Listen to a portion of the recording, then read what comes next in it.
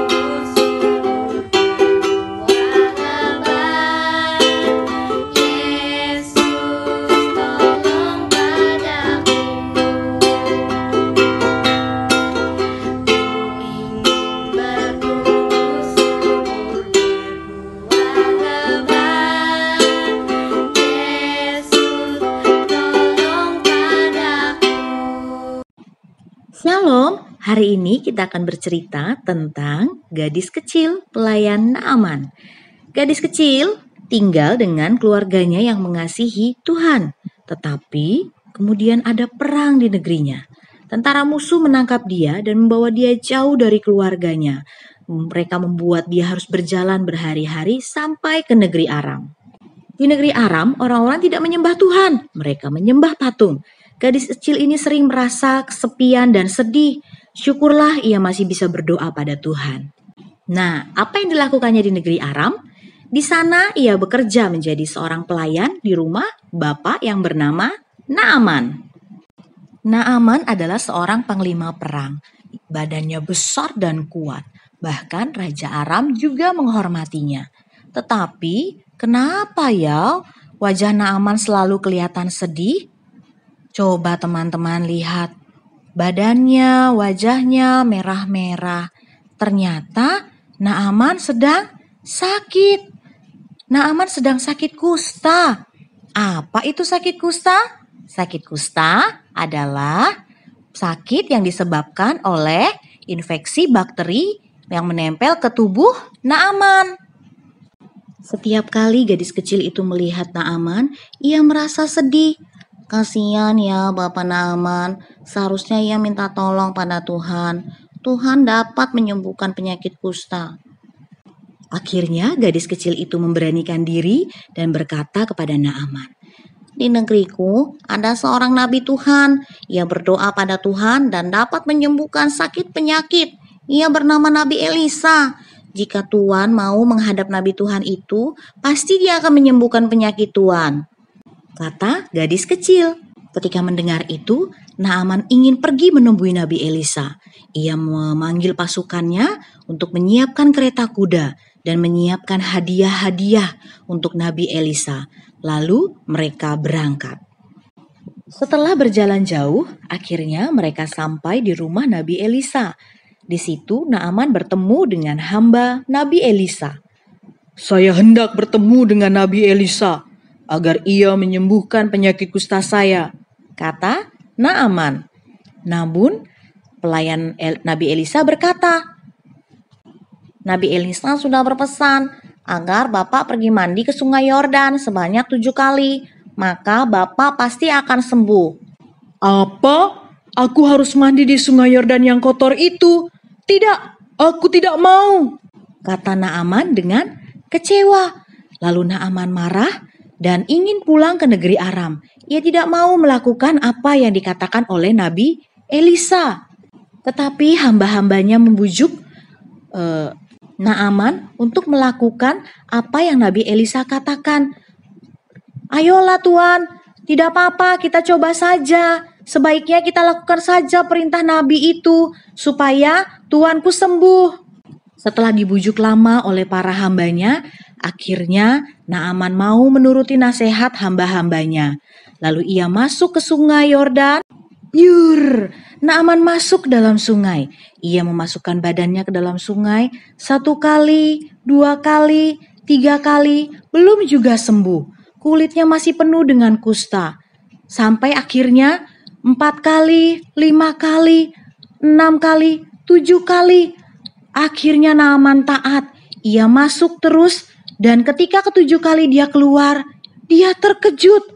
Aku sembuh, aku sembuh. Lihat kulitku halus seperti kulit bayi. Mereka semua bersuka cita. Naaman beserta dengan hamba-hambanya sangat senang karena tuan mereka, Naaman, sudah sembuh. Naaman segera memakai bajunya dan naik ke atas kereta kudanya. Ia memacu kudanya cepat kembali ke rumah Nabi Elisa.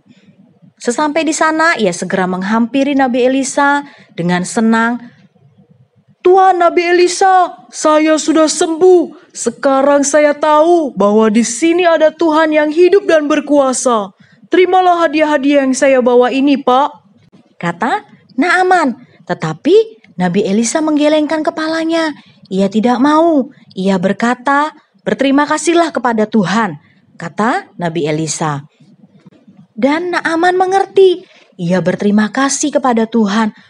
Baiklah, saya mau berterima kasih kepada Tuhan.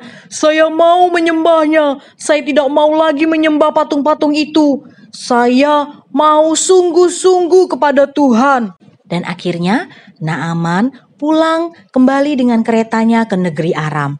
Sesampainya di rumah, ia disambut oleh istri dan gadis kecil itu. Dia berkata, saya sembuh, saya sudah sembuh. Terima kasih karena engkau gadis kecil sudah menceritakan tentang Tuhan dan Nabi Tuhan itu. Sekarang saya sudah sembuh dan saya percaya kepada Tuhanmu. Kita lihat seperti gadis kecil itu, ia mengasihi Tuhan. Ia juga mengasihi tuannya. Dan sedih ketika melihat tuannya sedang sakit. Dia ingin tuannya disembuhkan. Dia menceritakan tentang Tuhan Yesus. Dia memberi saran kepada tuannya untuk boleh datang menemui Tuhan Yesus. Dan akhirnya tuannya menjadi sembuh dan tuannya percaya kepada Tuhan. Baiklah, kita semua mau lebih sungguh lagi mengasihi Tuhan dan percaya bahwa Tuhan pasti akan menyembuhkan kita semua. Pasti Tuhan akan menolong kita semua serta menolong orang-orang yang ada di sekitar kita. Amin firman Tuhan. Tuhan Yesus memberkati kita semua. adik-adik, kita telah mendengarkan sebagian dari firman Tuhan. Biarlah firman yang telah kita dengar bisa menjadi kekuatan bagi setiap kita. Sekarang kita akan mengakhiri ibadah, kita angkat satu pujian lebih dalam ku menyembah.